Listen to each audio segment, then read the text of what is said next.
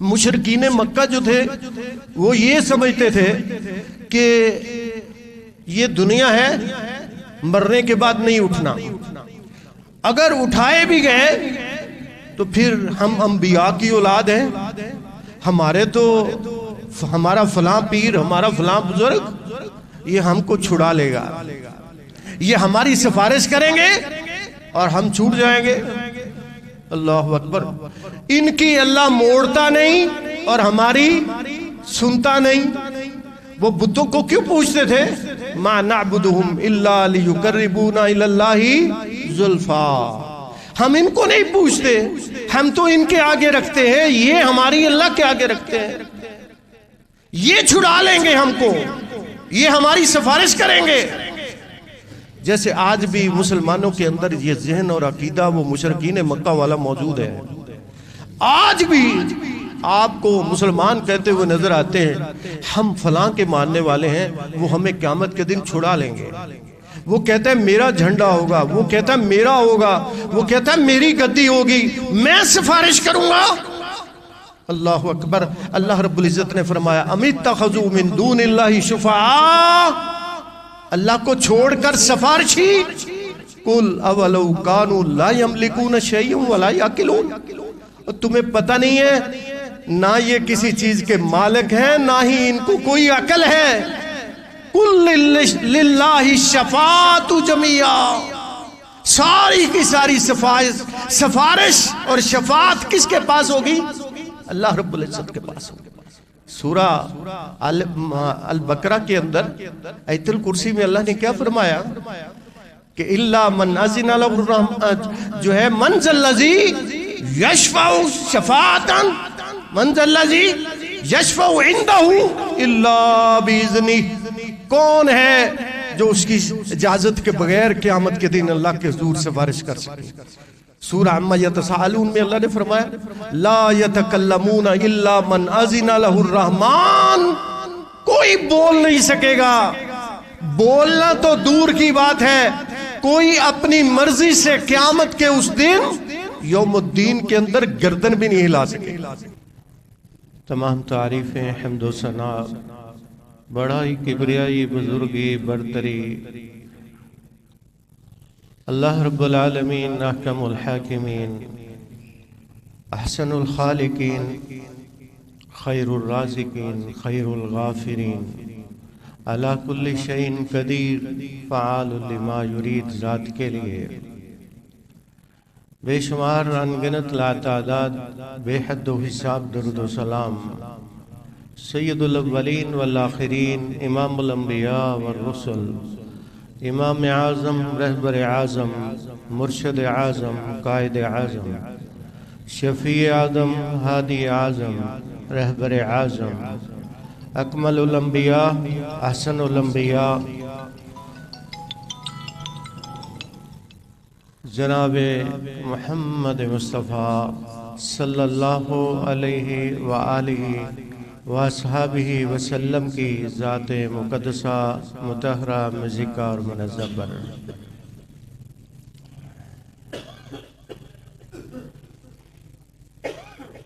اللہ کی ذات ہی تعریف کے لائق ہے، جو سارے جہانوں کو پالنے والی اور عالمین کی پروردگار ہے۔ الرحمن الرحیم، جو بلا تفریق کائنات پر رحم کرنے والی ذات ہے، اور قیامت کے دن بالخصوص مومنوں کے لیے اس کی رحمت خاص ہے۔ مالک یوم الدین، وہ قیامت کے دن کا مالک ہے، جزا اور سزا کے دن کا مالک ہے۔ یقیناً اللہ رب العزت کی یہ رحمت ہے، یہ سورج کا نکلنا، اس کی تپش، چاند کی چاندنی، یہ ہواؤں کا چلنا، یہ پانی کی نعمت، نباتات اور جمادات یہ سب اس کی رحمتیں ہیں۔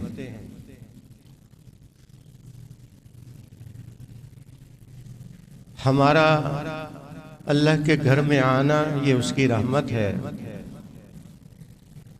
ہمارا نماز پڑھنا، اس کی توفیق ملنا یہ اس کی رحمت ہے، ہمارا سجدے کرنا، قرآن کی تلاوت کرنا یہ اس کی خاص رحمت ہے، یہ میرا سنانا اور آپ کا سننا یہ اس کی رحمت ہے، یہ وحی کا نزول، انبیاء کا سلسلہ یہ اللہ پاک کی خاص رحمت ہے۔ اور پھر سب سے آخر میں ہمارے لیے رسول اللہ صلی اللہ علیہ وسلم کا بطور رہبر اور ہادی اور رحمت للعالمین بن کر آنا یہ اس کی خاص رحمت ہے۔ وَمَا أَرْسَلْنَاكَ إِلَّا رَحْمَةً لِلْعَالَمِينَ۔ اللہ فرماتے ہیں اے میرے محبوب، میں رب العالمین ہوں اور آپ رحمت للعالمین ہیں۔ تو یہ سب نظام، یہ کائنات کا وجود بذات خود اس کی رحمت ہے، اور یہ اس کی رحمت ہے کہ وہ ہمیں پالتا ہے۔ لیکن ایک ایسا دن جس دن کے لیے مومن نیکیاں کرتا ہے، ہم نمازیں پڑھتے ہیں، روزے رکھتے ہیں، اللہ کے حکم پورے کرتے ہیں، رسول اللہ صلی اللہ علیہ وسلم کی سیرت کو اپناتے ہیں، تو اس کے لیے ایک بدلے کا دن بھی ہونا چاہیے، ایک نتیجے کا دن، جس دن مجرمین کو ان کے جرائم کا بدلہ ملے، جس دن خطاکاروں کو ان کی خطاؤں کی سزا ملے، جنہوں نے دنیا میں فساد کیے، ظلم برپا کیے، ان کے لیے یوم الحساب ہونا یہ بہت ضروری ہے، وگرنہ نیکوں کا نیکیاں کرنا ان کے لیے فائدہ مند نہیں، اور مجرمین کا جرم کرنا یہ اگر پکڑ نہ ہو، اگر سزا اور جزا نہ ہو تو یقیناً یہ دنیا جنگل بن جائے۔ انسان آج بھی انسان پہ بڑا ظلم کر رہا ہے تو مزید ظلم کرنے لگے۔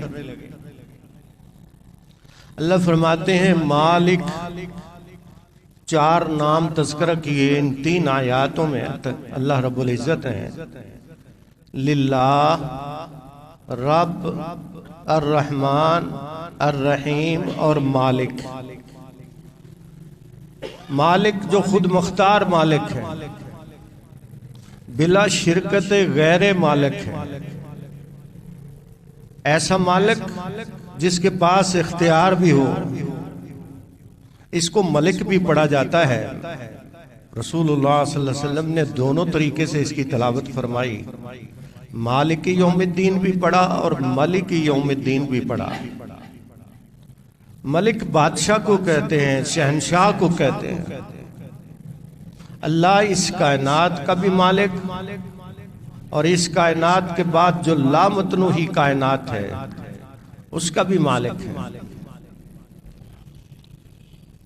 یوم الدین کون سا دن؟ جو جزا اور سزا کا دن ہے، اس کا مالک۔ یہاں پر اللہ رب العزت نے لفظ یوم استعمال فرمایا، وقت کی بات کی۔ وقت کا مالک کبھی کوئی نہیں ہوتا سوائے اللہ کے۔ اللہ فرماتے ہیں وقت کا مالک میں ہوں، دنیا کے وقت کا مالک بھی میں ہوں، اور جو اس کے بعد ایک وقت آنے والا ہے جس میں جزا اور سزا کے فیصلے ہوں گے، انصاف ہوگا، عدل کا دن، میں اس دن کا مالک ہوں۔ مالک یوم الدین، اس کا نام یوم انصاف بھی کہہ سکتے ہیں، یوم عدل بھی۔ عدل کس کو کہتے ہیں؟ برابری کے اندر انصاف کرنا، ایسا عدل جس میں اللہ رب العزت فرماتے ہیں الیوم تجزا کل نفس بما کسبت، ہر ایک کو جو اس نے کیا ہوگا، اگر اس نے اچھا کیا ہوگا تو اچھا بدلہ دوں گا، اگر برا کر کے آیا ہوگا تو برا بدلہ پائے گا۔ وہ ایک طویل حدیث ہے سیدنا جابر رضی اللہ عنہ سے، آپ اس حدیث کو لینے کے لیے 1 مہینے کا سفر آپ نے کیا اور ملک شام گئے۔ طویل حدیث ہے، اس کے اندر ذکر ہے کہ قیامت کے دن اللہ رب العزت آئے گا، جب آپ جلوہ افروز ہوں گے تو یہ کہتے ہوئے آئیں گے انیل مالک، لوگوں آج میں بادشاہ ہوں، انت دیان، میں جزا اور سزا کے دن کا مالک ہوں، میں انصاف کا مالک ہوں۔ اللہ تعالیٰ یہ فرماتا ہوا آئے گا، یہ اس آیت کا ترجمہ ہے، انیل مالک، مالک یوم الدین، قیامت کے دن کا مالک، انصاف کے دن کا، جزا اور سزا کے دن کا مالک۔ اللہ فرماتا ہوا آئے گا انت دیان، میں آج جزا اور سزا دوں گا۔ اس دن کے بہت سارے نام ذکر ہوئے ہیں، جیسے سورہ فاتحہ کے ذکر ہوئے ہیں۔ یوم الدین جزا اور سزا کا دن، یوم الحشر جس دن تمام لوگوں کو جمع کیا جائے گا، یوم النشور جس دن لوگوں کو قبروں سے اٹھایا جائے گا، ایک سور پھونکا جائے گا، دنیا سب ختم ہو جائے گی، دوسرا سور پھونکا جائے گا، ساری دنیا کھڑی ہو جائے گی، ایک لمحے کے اندر یہ سب کچھ ہوگا۔ یوم الجمع جس دن اللہ یہ کروڑوں اربوں خربوں کی دنیا کو جمع فرمائے گا۔ یوم الطلاق وہ دن جس دن اللہ سے ملاقات ہوگی۔ یوم الحسرہ ایسا دن جو مجرموں کے لیے حسرت کا باعث ہوگا۔ یوم الوعید، یوم الشدید، بڑا ہی سخت دن، بہت سخت دن ہوگا۔ اللہ فرماتے ہیں یوم التغابن، بڑے افسوس والا دن، حسرت والا دن۔ قیامت کے دن مجرم حسرت کریں گے، نافرمان حسرت کریں گے، کہیں گے ابصرنا وسمعنا، آج ہم نے دیکھ لیا، آج ہم نے سن لیا۔ یا اللہ دیکھ بھی لیا، سن بھی لیا، فرجعنا، ایک دفعہ ہمیں واپس بھیج دے، نعمل صالحا انا موقنون، ہم بڑے نیک بن کے آئیں گے، آج ہمیں یقین آ گیا ہے۔ لیکن اس دن کا یقین کرنا کوئی فائدہ نہیں دے گا، خود کہیں گے لو کننا نسمع او نعقل، کاش ہم توجہ سے قرآن کی بات، صاحب قرآن کی بات سن لیتے تو آج ما کننا فی اصحاب السعیر، ہم دوزخ میں نہ جاتے۔ یوم الطلاق، یوم الشدید، یوم التغابن، اور فرمایا ایسا دن یوم العزیفہ جو بہت قریب ہے، قیامت کے قریب ہونے کا تذکرہ ہے۔ یہ سورہ مومن کے اندر اس کا نام موجود ہے، طلاق بھی موجود ہے۔ اللہ فرماتے ہیں الا من یشاء من عبادہ لینذر یوم الطلاق، میری ملاقات تم سے ہونے والی ہے، وہ دن آنے والا ہے جب تم سب میرے حضور جمع کیے جاؤ گے۔ یوم الانصاف، یہ انصاف کا دن ہوگا۔ تو اس کے بہت سارے نام احادیث کے اندر نقل ہوئے ہیں، مفسرین نے نام نقل کیے ہیں۔ آپ ان ناموں کی طرف غور کریں گے تو اس دن کی حقیقت سمجھ آئے گی کہ یہ دن کیسا خوفناک دن ہے کہ جس دن انبیاء بھی رب نفسی پکار رہے ہوں. یا اللہ معاف کر دے، یا اللہ معاف کر دے. انبیاء پکار رہے ہوں گے، بھاگ رہے ہوں گے کہ آج کوئی ہماری سفارش کرے، آج کوئی ہمیں اللہ کے غضب سے بچا لے، اللہ بہت غصے میں ہے. تو یہ دن بدلے کا دن، یوم الدین، کما تدین تدان، جو بوگے وہ کاٹ لوگے. الدنیا مزرعۃ الآخرہ، دنیا آخرت کی کھیتی ہے. اس کھیتی کے اندر جو بویا جائے گا، جو دانہ ڈالا جائے گا، جو فصل، لہا ما کسبت وعلیہا ما اکتسبت، جو بو گے وہی کاٹو گے. دنیا میں بھی ایسا نہیں ہوتا کہ جو بویا نہ جائے وہ کاٹا جائے. اسی طرح قیامت کے دن بھی نہیں ہوگا. ہم میں سے ہر ایک کو پتا ہے میں جو زندگی گزار رہا ہوں یہ زندگی اچھی ہے یا بری ہے، یہ انسانوں والی ہے یا حیوانوں والی ہے، یہ خیر والی ہے یا شر والی ہے، یہ اللہ کی محبت اور فرما برداری والی ہے یا اللہ کی نافرمانی، معصیت اور اس کو غضبناک کرنے والی ہے. ہم میں سے ہر ایک کو پتا ہے. کس کو نہیں پتا برائی کیا ہے، کس کو نہیں معلوم. لیکن ہم غفلت میں پڑے ہوئے ہیں، دھوکے میں پڑے ہوئے ہیں کہ شاید بدلے کا دن نہیں ہے، شاید حساب کتاب نہیں ہوگا، شاید کوئی جزا اور سزا کا دن نہیں ہے. الرحمن الرحیم جب کہا نا اللہ نے تو انسان پھول گیا کہ اس کی تو رحمت ہی بہت وسیع ہے، اس کی رحمت بہت بڑی ہے، لہذا وہ گناہوں پہ دلیر ہو گیا، دلیری سے گناہ کرنے لگا، بھول گیا، غفلت میں پڑ گیا. اگلی آیت میں اللہ نے بتایا میری رحمت بھی ہے، میں قیامت کے دن کے لیے رحیم بھی ہوں، لیکن یاد رکھنا میں نے ایک ایسا دن بھی رکھا ہے جس دن تیری اچھائی اور برائی کا حساب بھی ہوگا. دیکھنا اس غلط فہمی میں نہ رہنا، میری رحمت کی غلط فہمی میں نہ رہنا.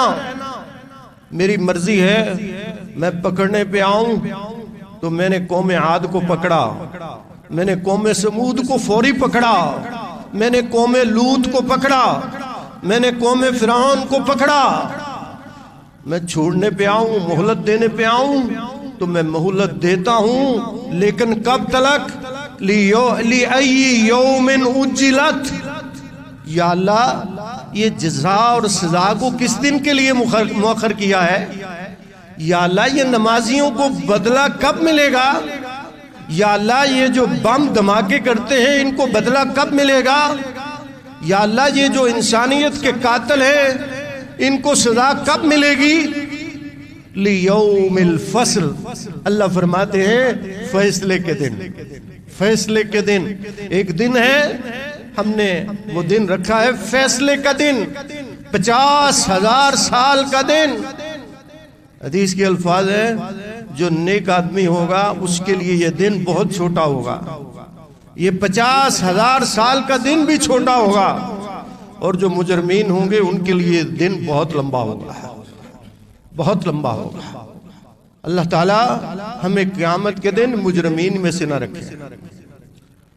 تو اللہ فرماتے ہیں میں یوم الفصل فیصلے کروں گا، یوم الدین میں بدلے دوں گا، نیکوں کو نیکیوں کا بدلہ دوں گا اور بروں کو ان کی برائی کا بدلہ دیا جائے گا. اور اللہ فرماتے ہیں میں مالک ہوں. صحیح مسلم کے الفاظ ہیں لا مالک الا اللہ، اللہ کے سوا کوئی مالک نہیں ہے. اللہ نے یہ کیوں کہا مالک یوم الدین؟ کیا اللہ دنیا کا مالک نہیں ہے، صرف آخرت کا مالک ہے؟ نہیں، بلکہ اللہ رب العزت نے فرمایا قیامت کے دن اللہ فرمائے گا یوم ہم بارزون، جس دن سب لوگ ظاہر ہو جائیں گے، لا یخفی علی اللہ منہم، شيء، کوئی چیز اللہ سے مخفی نہیں ہوگی۔ اللہ کیا فرمائے گا؟ لمن الملک اليوم، بتاؤ آج شہنشاہ کون ہے؟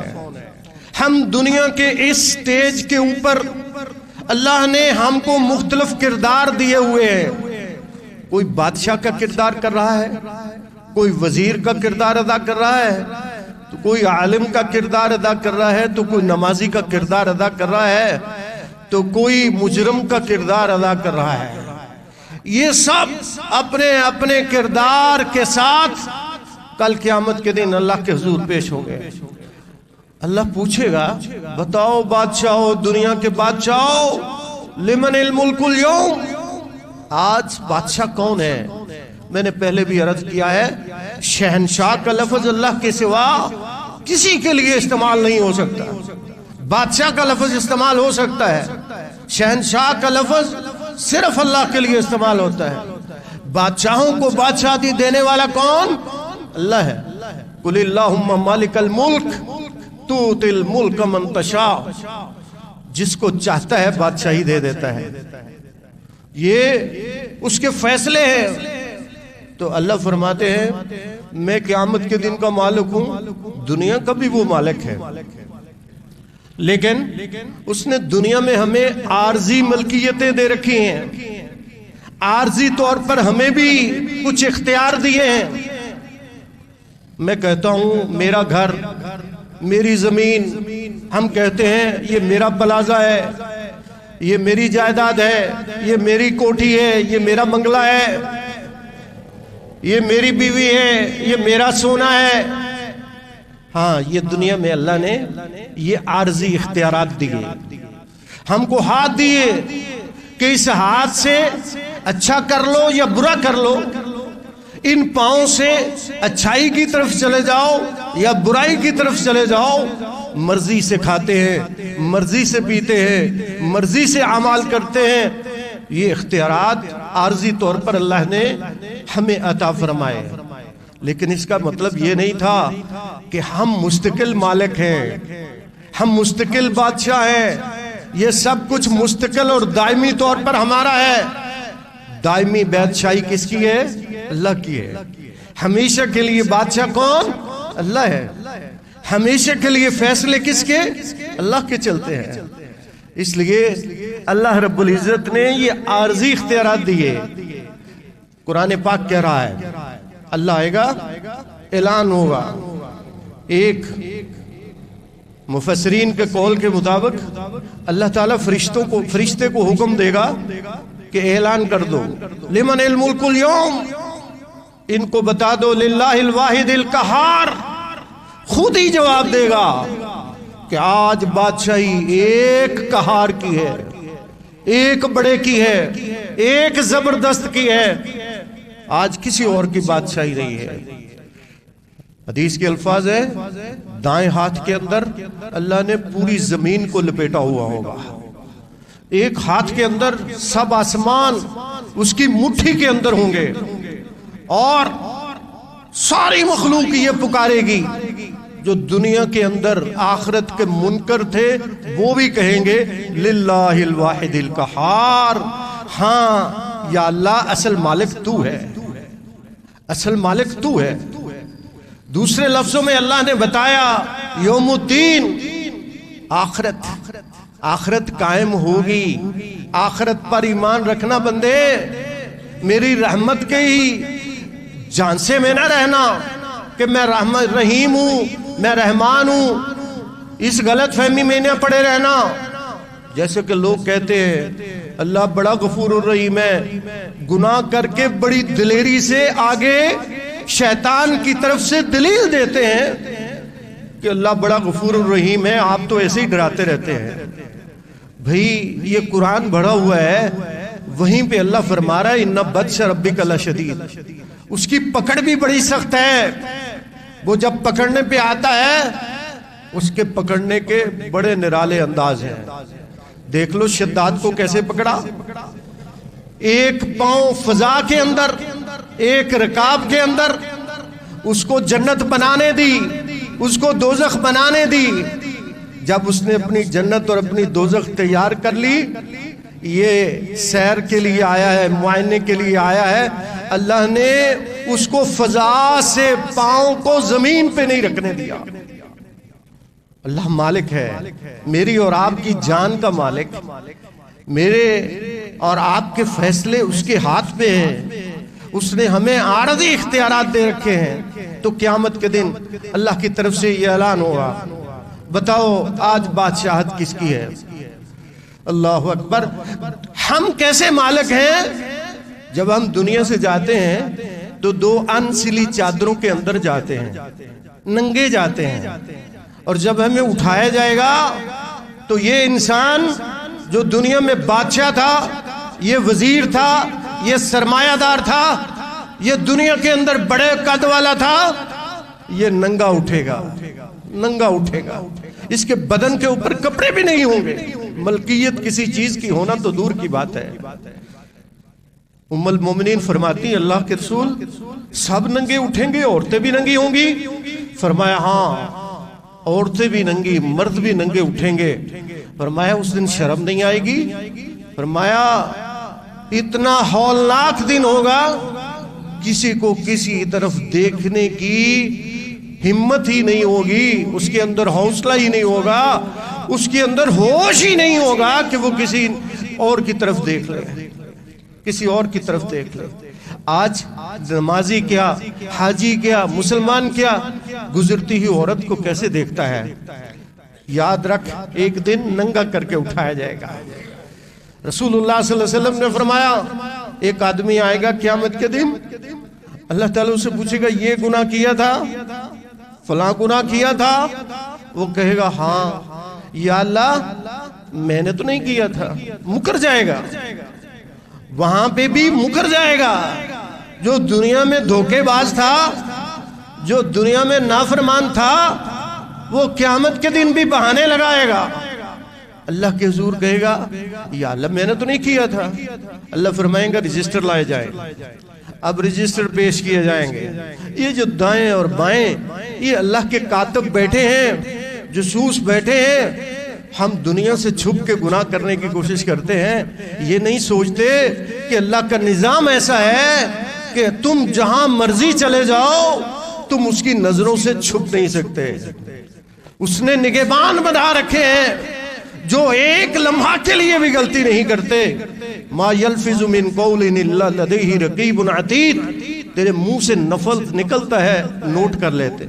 چھپ کے کمرے کے دروازے بند کر کے موبائل کے اوپر رات کو بے حیائی دیکھنے والا سمجھتا ہے کہ مجھے کون دیکھ رہا ہے، وہ مالک دیکھ رہا ہوتا ہے۔ کوئی دیکھے نہ دیکھے وہ دیکھ رہا ہوتا ہے۔ اللہ تعالیٰ رجسٹر لائے جائیں گے، اللہ پوچھے گا یہ دیکھو یہ سب کچھ لکھا ہوا ہے، فَمَن يَعْمَلْ مِثْقَالَ ذَرَّةٍ خَيْرًا يَرَهُ وَمَن يَعْمَلْ مِثْقَالَ ذَرَّةٍ شَرًّا يَرَهُ۔ یہ دیکھو ایک ایک چیز لکھی ہے، یاد کرو۔ کہے گا یا اللہ یہ بھی تو تیرے ہی بندوں نے لکھا ہے، یہ فرشتے بھی تو تیرے ہی تھے، انہوں نے لکھا ہے۔ اللہ اکبر۔ پھر اللہ تعالیٰ فرمائے گا اليوم نختم علی افواہہم، اس کے منہ کو بند کر دیا جائے، اس کی زبان کو لاک کر دیا جائے۔ اليوم نختم علی افواہہم وتکلمنا ایدیہم، پھر اس کے جسم کے اعضاء بولنے لگیں گے، ہاتھ بولنے لگیں گے، آنکھیں بولنے لگیں گی، کان بول کے بتائیں گے کیا سنتا تھا۔ قرآن سنتا تھا، میوزک سن کے اس کو روح کی غذا کہتا تھا۔ یہ ان ہاتھوں سے کیا کیا ظلم، ناانصافیاں، ملاوٹیں اور دھوکے کرتا تھا، یہ ہاتھ بول کے بتائیں گے۔ جن ہاتھوں کی سجاوٹ کے لیے کریمیں لگاتا ہے، جس چہرے کو سنوارنے کے لیے بڑی محنتیں کرتا ہے، یہ ناک، یہ آنکھیں، یہ بول کے بتائیں گے یعلم خائنۃ الاعین، ویسے تو وہ جانتا ہے، کن اکھی سے تم کسی کی طرف دیکھتے ہو وہ اس کو بھی جانتا ہے۔ ہم دعا کرتے ہیں نا اللہم طہر قلبی من النفاق وآمالی من الریاء وألسنتنی من الکذب وآیوننی من الخیانہ۔ چلتے چلتے ٹیڑھی آنکھ کر کے جو دیکھتے ہو وہ اس کو بھی دیکھ رہا ہے، وہ اس سے واقف ہے۔ اللہ فرمائے گا بول، یہ تو تیرے جسم کے اعضاء ہے، کیا یہ بھی جھوٹ کہتے ہیں؟ بتا یہ تو تیرے ہیں، پھر بندہ بھاگ نہیں سکے گا۔ یوم الدین، وہ دن ایسا ہے کہ کوئی بھاگ نہیں سکے گا۔ یہودیوں کے ہاں، عیسائیوں کے ہاں اور سوچ ہے آخرت کے حوالے سے۔ مشرکین مکہ جو تھے وہ یہ سمجھتے تھے کہ یہ دنیا ہے، مرنے کے بعد نہیں اٹھنا، اگر اٹھائے بھی گئے تو پھر ہم انبیاء کی اولاد ہیں، ہمارا فلاں پیر، ہمارا فلاں بزرگ یہ ہم کو چھڑا لے گا، یہ ہماری سفارش کریں گے اور ہم چھوٹ جائیں گے۔ اللہ اکبر۔ ان کی اللہ موڑتا نہیں اور ہماری سنتا نہیں۔ وہ بتوں کو کیوں پوچھتے تھے؟ ما نعبدہم الا لیقربونا الی اللہ زلفا۔ ہم ان کو نہیں پوچھتے، ہم تو ان کے آگے رکھتے ہیں، یہ ہماری اللہ کے آگے رکھتے ہیں، یہ چھڑا لیں گے ہم کو، یہ ہماری سفارش کریں گے۔ جیسے آج بھی مسلمانوں کے اندر یہ ذہن اور عقیدہ وہ مشرکین مکہ والا موجود ہے۔ آج بھی آپ کو مسلمان کہتے ہوئے نظر آتے ہیں ہم فلاں کے ماننے والے ہیں، وہ ہمیں قیامت کے دن چھڑا لیں گے۔ وہ کہتا ہے میرا جھنڈا ہوگا، وہ کہتا ہے میرا ہوگا، وہ کہتا ہے میری گدی ہوگی، میں سفارش کروں گا۔ اللہ اکبر۔ اللہ رب العزت نے فرمایا ام اتخذوا من دون اللہ شفعاء، اللہ کو چھوڑ کر سفارشی، قل اولو کانوا لا یملکون شیئا ولا یعقلون۔ تمہیں پتہ نہیں ہے نہ یہ کسی چیز کے مالک ہیں، نہ ہی ان کو کوئی عقل ہے۔ قل للہ الشفاعۃ جمیعا، ساری کی ساری سفارش اور شفاعت کس کے پاس ہوگی؟ اللہ رب العزت کے پاس ہوگی۔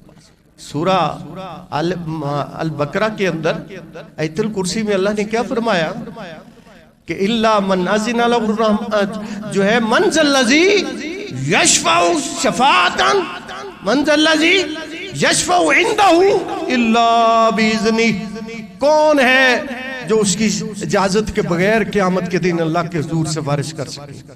سورہ عما یتساءلون میں اللہ نے فرمایا لا یتکلمون الا من اذن له الرحمن، کوئی بول نہیں سکے گا، بولنا تو دور کی بات ہے، کوئی اپنی مرضی سے قیامت کے اس دن یوم الدین کے اندر گردن بھی نہیں ہلا سکے گا، اپنی گردن کو نہیں موڑ سکے گا اپنی مرضی سے۔ حدیث کے الفاظ ہیں آخری جنتی جو جنت میں جائے گا وہ پل صراط سے سرین کے بال، اپنی پیٹھ کے بال گھسٹتا گھسٹاتا یہ بڑی مشکل سے پل صراط کو پار کرے گا اور جہنم کی طرف جا رہا ہوگا۔ یہ اس کا چہرہ جہنم کی طرف ہوگا، اس کے پیچھے کی طرف جنت ہوگی۔ یہ اللہ سے درخواست کرے گا کہ یا اللہ اپنی رحمت سے میرا چہرہ جہنم کی بجائے جنت کی طرف موڑ دے۔ اپنی مرضی سے گردن نہیں موڑ سکے گا۔ اللہ تعالیٰ اس کے چہرے کو، اس کی دعا کو قبول کر کے اس کے چہرے کو جنت کی طرف موڑ دے گا۔ پھر اس کو ایک لمبی حدیث ہے، وہ درخت نظر آئیں گے جنت کے، وہ کہے گا یا اللہ وہاں تک پہنچا دے۔ اللہ فرمائے گا تم نے تو مجھ سے وعدہ کیا تھا کہ اس کے بعد کوئی سوال نہیں کرو گے، تم پھر سوال کر رہے ہو، اتنی جلدی وعدہ خلاف ہو گئے۔ وہ پھر سوال کرتا جائے گا حتیٰ کہ جنت کے اندر داخلے کا اعلان ہو جائے گا۔ بار بار وعدہ توڑے گا، بار بار اللہ اس کے سوال پر اس کو عطا کرے گا، اور پھر جب وہ جنت کی طرف جانے لگے گا اس کے دل میں خیال آئے گا کہ جنت تو بھر چکی ہوگی، پہلے اتنے لوگ جنت چلے گئے، جنت میں تو جگہ ہی نہیں ہوگی۔ وہ واپس آئے گا اور اللہ کو جا کر کہے گا یا اللہ وہاں تو جگہ ہی نہیں، میں نے کہاں جانا ہے؟ اللہ تعالیٰ فرمائے گا بول تجھے کتنی جگہ چاہیے، جتنی یہ دنیا تھی اس کی جگہ تھی اتنی جگہ دے دوں، بول تیری تمنا کیا ہے؟ وہ کہے گا یا اللہ میری تمنا تو بہت چھوٹی ہے، آپ بہت بڑے ہیں، آپ اپنی مرضی سے فیصلہ کریں۔ فرمایا میں تمہیں یہ زمین نہیں، اس سے 10 گنا بڑی جنت دیتا ہوں، اس سے بڑی 10 گنا جنت میں چلے جاؤ۔ اللہ تعالیٰ اس کو اتنی جنت کا ٹکڑا عطا فرما دے گا۔ تو مطلب یہ ہے کہ اپنی مرضی سے کوئی وہاں پر گردن بھی ہلا سکے گا نہیں. اتنا خوفناک دن یوم الدین. جب یہ آیت صحابہ پڑھتے تھے نا تو دھاڑے مار کے روتے تھے. ان کو قیامت یاد آ جاتی تھی. رحمان اور رحیم کا تذکرہ کرتے تو دل کھل جاتے ہیں. لیکن آگے ہی جب مالک یوم الدین آیت آتی تو گھبرا جاتے. ان کی آوازیں مسجد سے باہر رونے کی آتی. حدیث کے الفاظ ہیں ایسے نبی پاک صلی اللہ علیہ وسلم اور صحابہ کے سینے سے رونے کی آوازیں آتی جیسے چولہے پر بڑی ہنڈیاں ابل رہی ہو. ایسے ان کے رونے کی آوازیں اس آیت کو سن کے آتی ہیں. مالک یوم الدین. اللہ فرمائے گا میں مالک ہوں, کوئی مالک نہیں ہے. اور آج کوئی کسی کا بوجھ نہیں اٹھائے گا, کوئی کسی کی سفارش نہیں کر سکے گا. کہتے ہیں نا فلاں کا جھنڈا, فلاں کا جھنڈا, فلاں کا جھنڈا. میں کہتا ہوں اتنے جھنڈے, اتنے جھنڈے, اتنے جھنڈے. اللہ فرماتا ہے نہیں, میرے نبیوں کے پاس بھی جھنڈا نہیں ہوگا, جھنڈا میرے نبی محمد صلی اللہ علیہ وسلم کے پاس ہوگا. اس کا نام بھی بتایا, لواء الحمد, حمد کا جھنڈا ہوگا. حمد والا جھنڈا کس کے پاس ہوگا؟ وہ رسول اللہ صلی اللہ علیہ وسلم کے پاس ہوگا. اس کے نیچے آدم آئیں گے, اس کے نیچے نوح آئیں گے, اس کے نیچے ابراہیم آئیں گے. تو اپنے پیروں کی, میں اپنے بزرگوں کی بات کروں تو کتنی بعید بات ہے, کچھ سمجھ میں آنے والی بات نہیں ہے. عیسائی کہتے ہیں, عیسائیوں کا یہ ذہن ہے کہ اللہ رحم کرنے پر مجبور ہے. وہ اللہ کو مجبور ثابت کرتے ہیں. اللہ رحم کرنے پر مجبور ہے, اس لیے اس نے ہم سب کے گناہوں کے بدلے اپنے لاڈلے بیٹے کو سولی پہ چڑھا دیا. نعوذ باللہ. اللہ رحم کرنے پر مجبور ہے.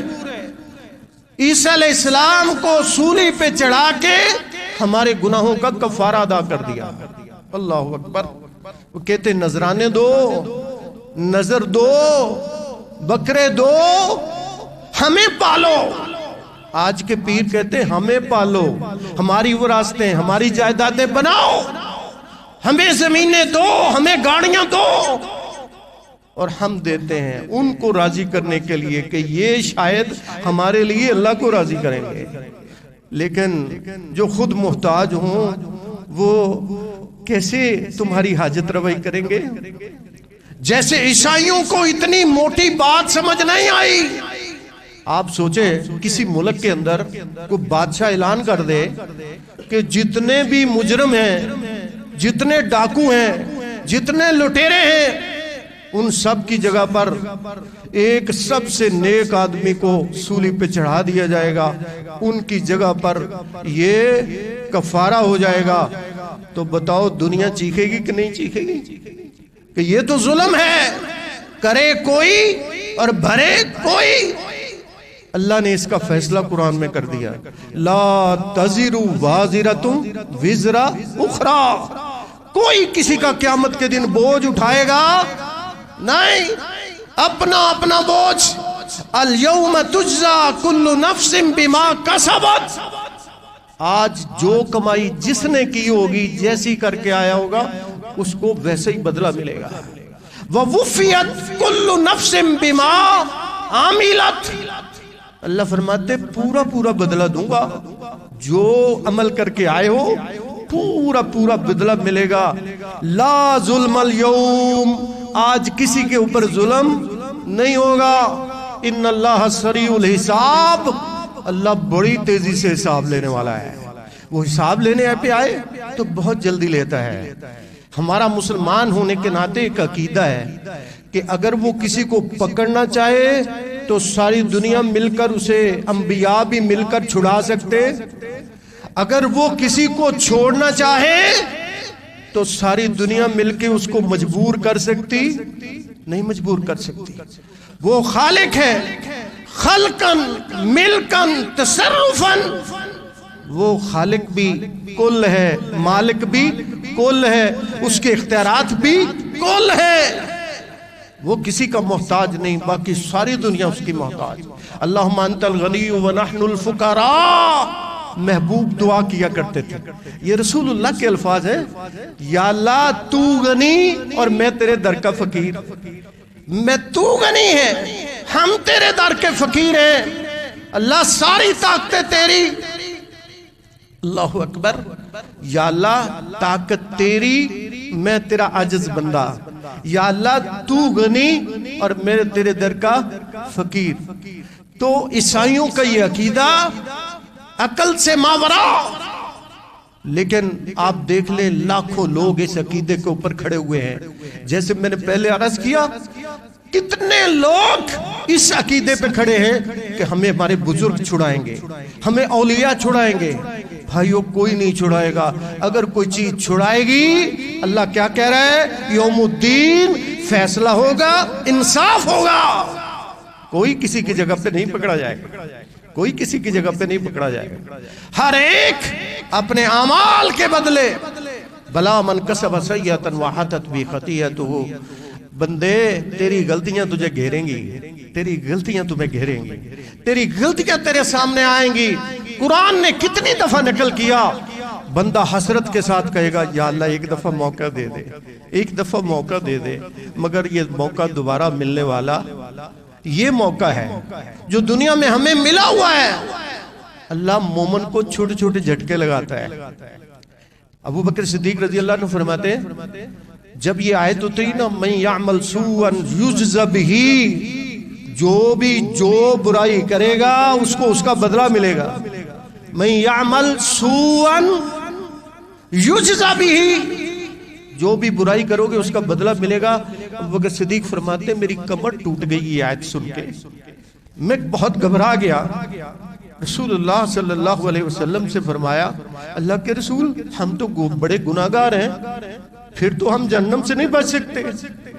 اللہ کے رسول صلی اللہ علیہ وسلم نے رحمت للعالمین نے نوید سنائی.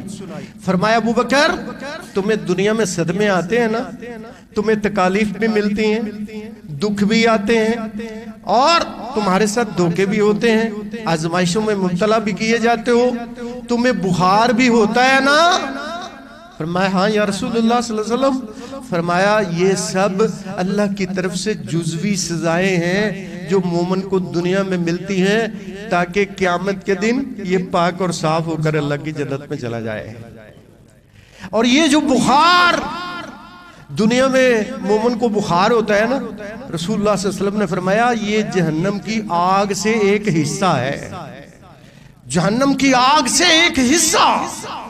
جس کو بخار چڑھتا ہے وہ یہ نہ سمجھے کہ میرے اوپر میرا رب ناراض ہے, رب کرم کر رہا ہے, اس بخار کے بدلے تمہیں جہنم سے دور کر رہا ہے. بلکہ رسول اللہ صلی اللہ علیہ وسلم نے فرمایا آسمان سے جب کوئی آزمائش اترتی ہے نا, جب کوئی تکلیف آتی ہے تو سب سے پہلے نبیوں پہ آتی, نبیوں کے گھر نازل ہوتی, پھر نبیوں کے بعد جو اولیاء ہیں, جو تبع تابعین, ان کے گھروں پہ آتی, حتیٰ کہ مومن کے گھر پہ آزمائشیں آتی ہیں, اتنی آتی ہیں. بعض لوگوں پہ تو اتنی آتی ہیں, بعض مومنوں پہ اتنی آتی ہیں کہ اللہ انہیں دنیا سے جانے سے پہلے مکمل گناہوں سے صاف کر دیتا ہے, مکمل صاف کر دیتا ہے. یہ آزمائشیں وَلَنَبْلُوَنَّكُمْ بِشَيْءٍ مِّنَ الْخَوْفِ وَالْجُوعِ. اللہ فرماتا ہے میں چھوٹے چھوٹے جھٹکے لگاتا ہوں تاکہ یہ سدھر جائے, سیدھا ہو جائے. یہ میرا تھا ٹیڑھا ہو گیا ہے, اس کو سیدھا کرنے کے لیے بعض اوقات آزمائش میں مبتلا کرتا ہے, بیماری میں مبتلا کرتا ہے. لمبی بیماریاں بھی آتی ہیں, لمبی بھی آتی ہیں. ہم تو فتوے لگا دیتے ہیں نا کہ یہ اپنے پتہ نہیں کس گناہ میں پکڑا ہوا ہے, اس کو کینسر ہو گیا, اس کو شوگر ہے, تو یہ کسی گناہ کی مار پڑی ہے اس کو. ہم بڑے فتوے لگاتے ہیں, ہماری زبان بہت بے لگام ہے. سوچنا چاہیے ایوب علیہ السلام 18 سال بیمار رہے, وہ کسی گناہ کی وجہ سے رہے, وہ کسی گناہ کی وجہ سے رہے. رسول اللہ پہ بخار آئے وہ گناہ کی وجہ سے آئے نہیں. میرے بھائیو ایسی باتیں زبان سے نہ نکالے کریں. کسی انسان کے بارے میں اس کی آزمائش کو دیکھ کے, اس کی بیماری کو دیکھ کے یہ فیصلہ نہ کر لیا کریں کہ یہ گناہگار ہے, یہ اللہ کی پکڑ کے اندر ہے. اللہ اس کے درجے بلند کر رہا ہے, اللہ اس کے گناہ معاف کر رہا ہے، لیکن شرط یہ ہے کہ مومن ہو۔ اللہ کے رسول نے فرمایا بعض اوقات اللہ جزوی سزا دیتا ہے، مومن کو جزوی سزا دیتا ہے، اور بعض اوقات یہ دنیا سے چلا جائے گا، اللہ جب اس کے عذاب میں تخفیف کرے گا نا تو یہ اللہ سے پوچھے گا اللہ میرا عذاب ہلکا کیوں ہو گیا؟ تو اللہ فرمائے گا پیچھے تیرے بیٹے نے تیرے لیے دعا کی ہے، پیچھے تیرے بیٹے نے تیرے لیے دعا کی ہے۔ مومن کے لیے اس کی اولاد دعا کرے گی، عذاب کم ہو جائے گا۔ حتیٰ کہ قبر کے اندر جو عذاب ہوتا ہے، قبر کے اندر وہ بھی اگر عذاب ہو گیا اللہ اس کے بدلے قیامت کے دن صاف کر دے گا اور اس کو بری کر دے گا۔ یہ بھی برزخ کی سزا، عالم برزخ کی سزا بعض اوقات عارضی ہوتی ہے، اور بعض لوگوں کے لیے جو بدنصیب ہیں جو دنیا میں مجرم بن کے گئے ان کے لیے وہ مستقل بھی ہوتی ہے۔ اللہ تعالی ہم کو محفوظ فرمایا ہے۔ تو یہ دین مالک یوم الدین، یہ قیامت کا دن، یہ یوم الدین، یہ انصاف کا دن، یہ فیصلے کا دن، یہ جزا اور سزا کا دن، یہ اٹھائے جانے کا دن، یہ افسوس کا دن، اس کو یاد کیا کرو۔ جب سورہ فاتحہ پڑھتے ہو، مالک یوم الدین پڑھتے ہو، قیامت کا منظر آنکھوں میں لایا کرو۔ یہ نماز پڑھوانے کا مقصد یہ ہے، مجرم بن کر کھڑے ہوئے ہیں، مجرم بن کے ہاتھ باندھے ہوئے ہیں، مجرم بن کے کھڑے ہیں، اللہ کے حضور اللہ کی تعریفیں بیان ہو رہی ہیں۔ دعا کا طریقہ سکھایا، دعا کا طریقہ، جب دعا کرنی ہے پہلے کیا کرنا ہے؟ اللہ کی حمد بیان کرنی، اللہ کی حمد بیان کرنی، اللہ کے اختیار بیان کرنے، اللہ کے نام بیان کرنے، پھر اس کے بعد ایاک نعبد و ایاک نستعین، یا اللہ میں تیرا ہی ہوں، یا اللہ تو میرا مشکل کشا، تو میرا حاجت روا، تو میرا غوث اعظم، تو میرا گنج بخش، یا اللہ میرا سب کچھ تو، اور میں تیرا ہی ہوں، میں تیرا ہی ہوں۔ آگے انشاءاللہ اس کی وضاحت کریں گے، وقت ختم ہو گیا۔